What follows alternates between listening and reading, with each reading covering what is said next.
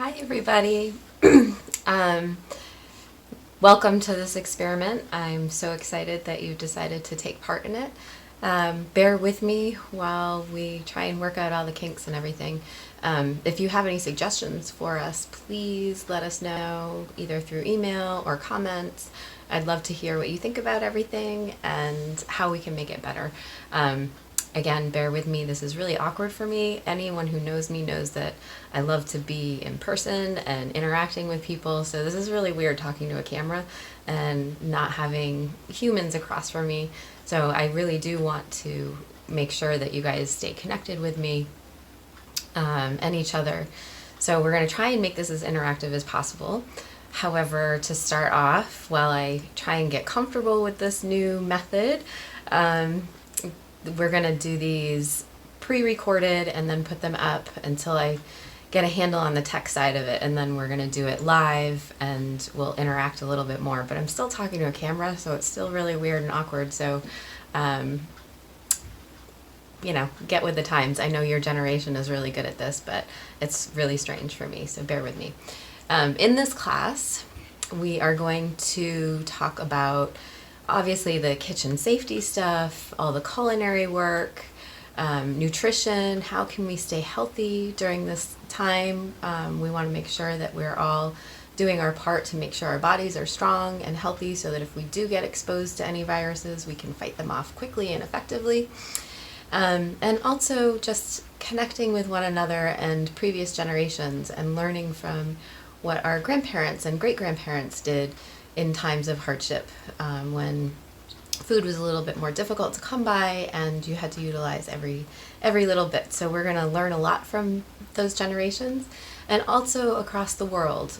What do different cultures use in their dishes? How do they stretch their food? And what kind of flavors do they use? And we're going to try and keep this as basic as possible because I realize going to the grocery store is a challenge. So we're going to try and utilize things that you should have in your home. And if you don't have them in your home, we're going to talk about things that you can do to substitute. So we're going to keep it simple, keep it healthy, keep it fun, and hopefully we'll keep our connection alive. So, all that said, today our very first lesson is kitchen safety. So how do we make sure that we're cooking in a way that not only keeps ourselves safe, but keeps those that we're sharing our food with safe as well? So the very first thing that we all should be experts at this point is obviously hand washing. So we're going to do a fun experiment that will take a little bit of time for us to get the actual results, but by this time next week when we log back in to see each other, we should be able to compare what happened with our experiment. And we're also going to go over hand washing, the proper way to do it, which I'm pretty sure you guys have had a lot of lessons on that lately. And then we will move into other kitchen safety things that matter, because it doesn't end with hand washing. There's a lot of things to consider. So let's get started. Okay, so we are going to start with just your basic potato. Okay, you can do this with as many surfaces as you want. I'm going to just demonstrate hands today because that's what we're talking about, is hand washing. But it's also important to keep your surfaces clean, and if you really want to compare it to other germs around, you can do the floor, you could do the sink. Sinks get really gross. Countertops and outside. You can even compare it to what's out in your garden, what kind of germs and bacteria are out there.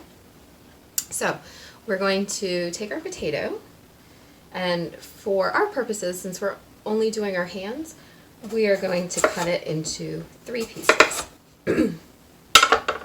And I'm going to put one immediately into a bag that I have labeled control.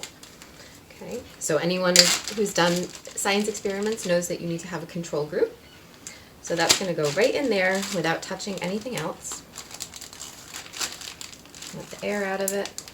Okay, I'm going to set that aside. Now, I haven't washed my hands yet recently.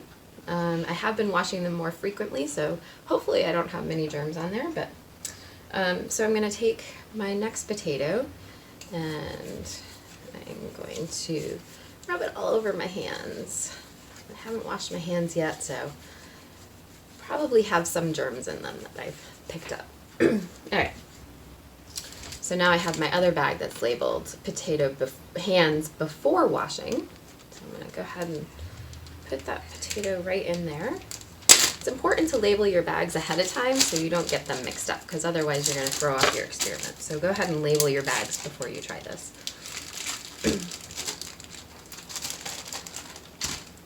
Okay, now we are going to head over and wash our hands. If you haven't yet put your hair up, if you have hair that's long enough, you want to do that before you wash your hands in the kitchen, because our hair can harbor a lot of bacteria and germs, and so that's one of our kitchen safety rules. Hair up.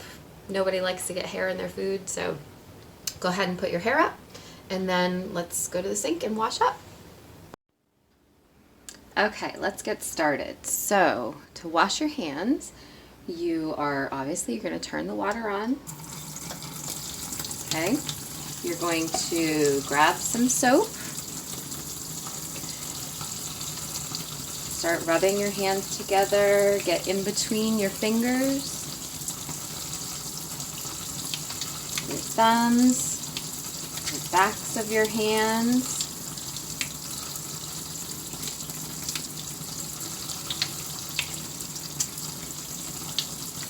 You want to get your fingernails too. A lot of times we get a lot of junk underneath our fingernails. Germs hang out in there, especially where we're gonna, sometimes it's, you gotta hold on to your food while you're cutting it and our nails get in there, so you want to make sure that there's nothing hiding underneath there.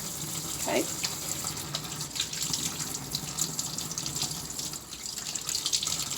And rinse really well. Now, you've just washed your hands, and if you remember, you turned on the faucet before washing your hands, right? So those germs that were on your hands transferred onto your faucet. So it's important to not turn the water off yet. Grab your paper towel, dry your hands first. When you're done drying your hands, you're then going to take your paper towel and turn off your water and then dispose of your paper towel immediately. If you are obviously in a public place, then if you're in the restroom, you're going to use that paper towel to open and close the restroom door as well. Okay, so now that we have our hands washed, let's move on. Okay, so we have our last piece of potato. Now that I've washed my hands, I'm going to see how well I did. So I'm going to rub this on my hands. See if we got all our germs off. I got my bag that's labeled hands after washing. And I'm going to go ahead and put my potato slice in there. And then we'll set those aside, and next week we'll check in and see how those are doing. I'm going to store them in a cool, dark place, maybe in the pantry or a cabinet somewhere, away from the stove and away from sunlight. And we'll see what happens, all right? And share your pictures of you doing this as well, because I want to see how yours come out. Okay, now that we're all washed up, I'm going to go ahead and put on my apron. You want to do that after you've washed your hands so that, again, you're not transferring your germs. Okay.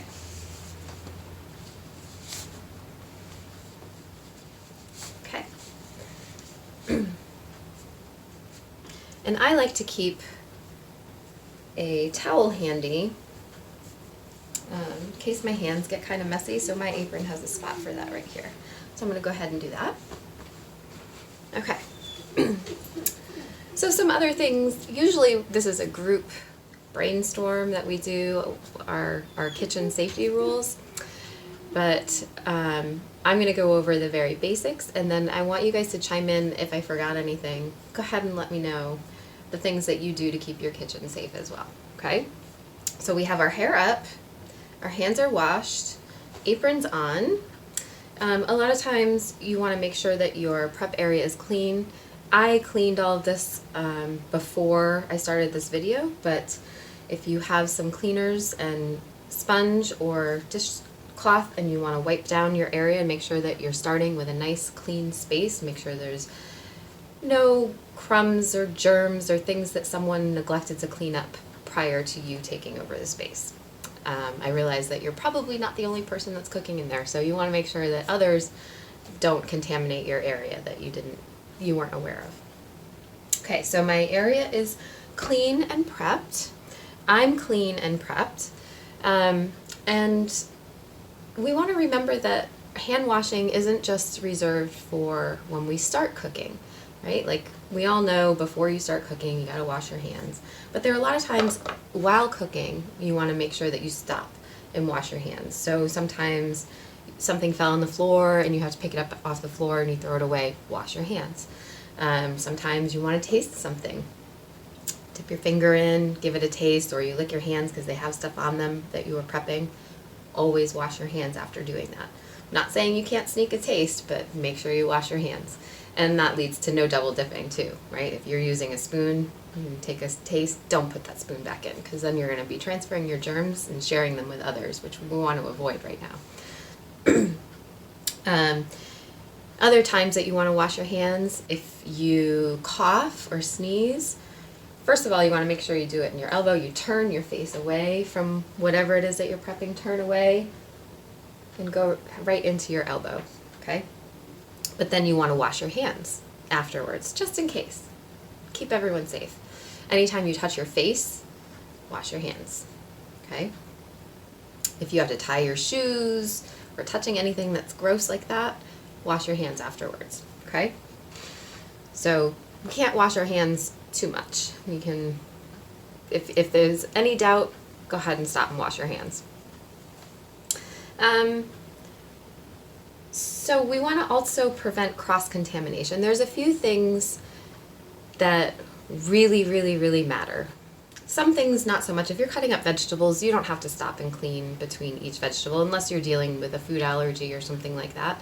But in terms of cross-contamination from germs and bacteria, that's not so much a concern as when you're working with meats, poultry, fish, and eggs. So those things are ones that you want to make sure is clean before you start. And once you finish, you're only prepping that at that time. You're not prepping other things as well. And then everything gets washed after. Okay, so not only your hands, but your cutting surface, your cutting utensil, anything that may have come in contact with those things, you want to make sure that they are thoroughly washed because those harbor a lot of germs and contamination. So go ahead and make sure that your space is clean. Another thing, when you are cooking, you want to make sure that you're practicing safe knife skills, which we're going to go over in another lesson because that's a lot and it's very intensive and I want to make sure that you guys are safe. The other thing is when you're on your stove, making sure that you are watching anything that's cooking on your stove. You don't walk away and forget about it. And you also turn your handles in so that no one bumps into it accidentally and burns themselves. So make sure that you do that. Let's see, what am I forgetting, guys? Oh, clean as you go. You want to make sure that you're always having a clean area and your dishes don't pile up because that's not so much a safety concern, but your parents might not welcome you into the kitchen if you're not keeping it clean, right? And you're not cleaning up after yourself, so that's really important to do. Ask for help if you need it. So if you can't reach something, if you're struggling with something or trying to take something out of the oven and you're a little nervous about that, ask someone for help. I'm sure your parents will be very happy to help you. It's not a big deal. It's much better than you burning yourself or having something happen. So make sure that you're asking for help. That's a really good, important skill too. And invite your parents to come in and your siblings to come in and help you in the kitchen too. This should be something that's enjoyed by everybody. All right, so We've covered all of the basics for our safety in the kitchen. Also, spills is important, making sure that you clean up any spills, especially if they're on the floor. You don't want anyone slipping and falling. And let's move into a fun little recipe, okay? You guys ready? Okay. All right, so today we are going to try and keep our immune systems as strong as we possibly can. And those of you who have done any of our programs know that smoothies are a really fun, easy way to try and boost our nutrition and be flexible with what we're putting in it. You can do just about anything with a smoothie. I'm going to show you a recipe today that really targets your immune system. So we've got our orange for our vitamin C, our banana to keep up our minerals like our potassium, keep our energy stores up, and this also makes it really creamy. Our pineapple, again, some extra vitamin C, and adds a lot of sweetness to it. Love my pineapple. And then we've got a couple secret ingredients that really help boost your immune system. Ginger root. So ginger root is excellent at helping your body fight off any kind of germs and bacteria. It boosts your immune system tremendously. Highly recommend grating a little bit. If you don't care for the taste of ginger, just a little bit, shouldn't alter the flavor very much. And then turmeric. So turmeric is a great anti-inflammatory, and it helps to boost your immune system. Doesn't add a lot of flavor, and you only need a little bit to get that effect. So if you have fresh turmeric, great, use it, but that's really hard to come by these days. So you can use the powdered. If you don't have any of these ingredients, feel free to just add whatever it is that you have. If you have orange juice instead of an orange, use that as your liquid. If you don't have any bananas in the house, then you're going to want to think of something else that's creamy that you can add. So maybe an avocado, or maybe instead you're going to use some yogurt, which isn't going to give you the boost nutritionally that this will. It will give you that good bacteria in your stomach that will actually help you as well. So there are benefits to a lot of things. Just be creative with this. This is the recipe that I'm going with. All right, so let's start with our orange. Okay. Gotta peel my orange.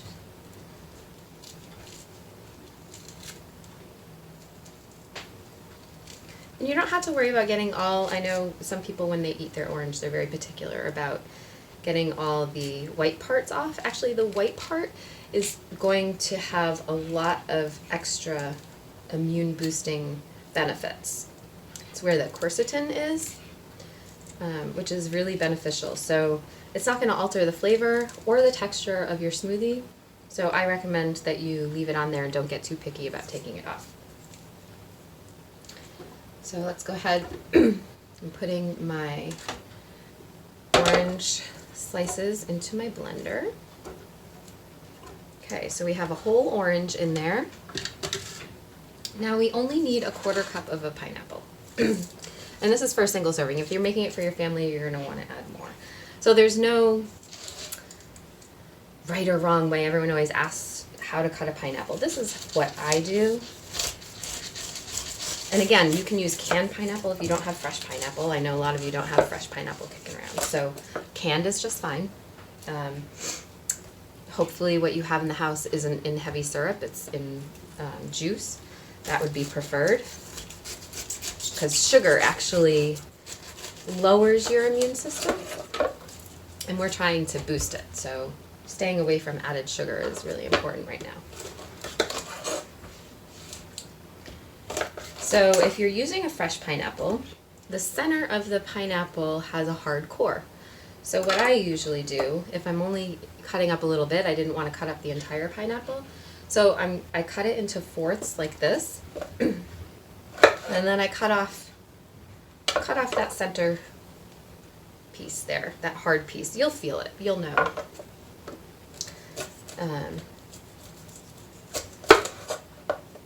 And I want to cube this. Notice I'm saving my scraps too. This is a really good time to start a compost. Build up that soil so that when it's time to do some planting, you have some great soil to work with. All right, so I'm finding my 1/4 cup, which is really not a whole lot.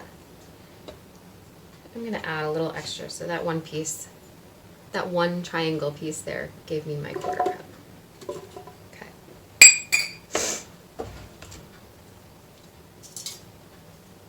Now I want to add some grated ginger. So it calls for 1/4 to 1/2 teaspoon. I'm not necessarily going to measure it because I like to eyeball a lot of things. Those of you who have done my classes know that I eyeball it. But it's 1/4 to 1/2 teaspoon, so it's according to your taste. Now I'm going to add the higher end of it, about 1/2 teaspoon, because I really like ginger.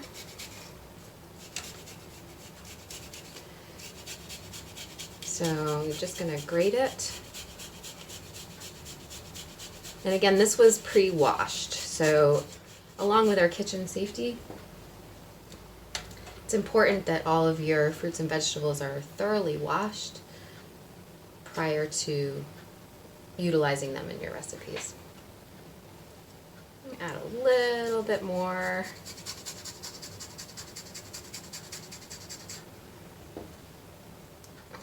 Okay.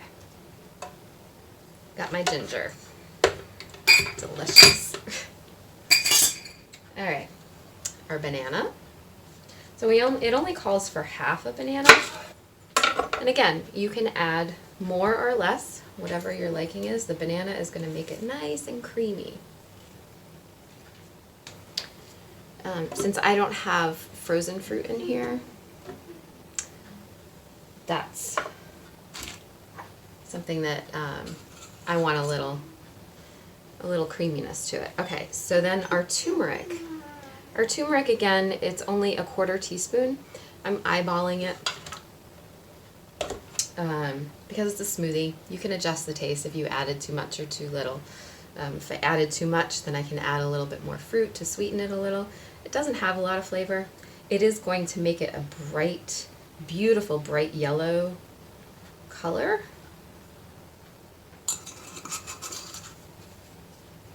All right. Now I'm going to go grab some water. You can use whatever fluid that you want. So coconut milk would be great in this recipe. I use water only because I'm trying to use as little of our resources as possible, so saving the coconut milk for another recipe that we'll work on. You can use milk. I don't know if that would be my favorite flavor in this, but it would work. You can use milk, you could use orange juice or pineapple juice, maybe even some apple juice might work if you have apple juice in your house. But again, we want to keep the sugar content low, so I am opting for water, keep the sugar content low, and save my coconut milk for another recipe. All right. Okay, so we don't want too much liquid to start with, just enough to get it to blend. And ice. So I didn't use any frozen fruit. If you used frozen fruit, then you can use less ice. All right. Let's blend it up and see how it comes out.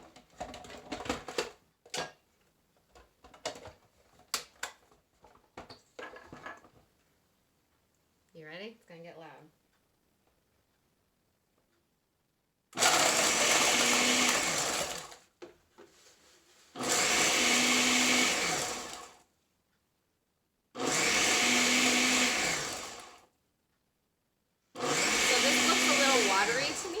I'm going to add the other half of my banana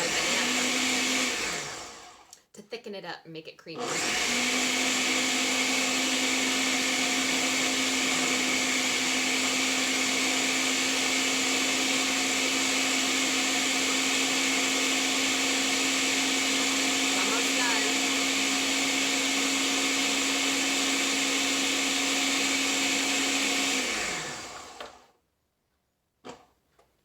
All right, perfect.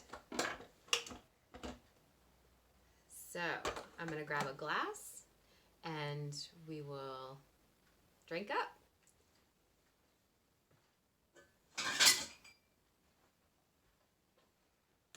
Okay.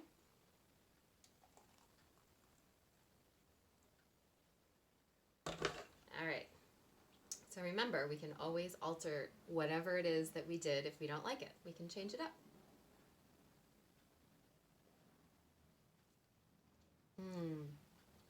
This is good. I really like the kick of ginger to it. It adds a little bit of a spicy kick. And again, if you don't care for ginger, you're just gonna lessen the amount that you add into it. Or maybe you add a little bit more pineapple or banana to sweeten it. This is a great way to boost that immune system and keep you healthy. Thanks for joining me, guys. Don't forget to comment. Feedback is important as we do this because this is all so brand new for me. And then you'll also see some downloads on if you're registered for the class. So we have the kitchen checklist for kitchen safety.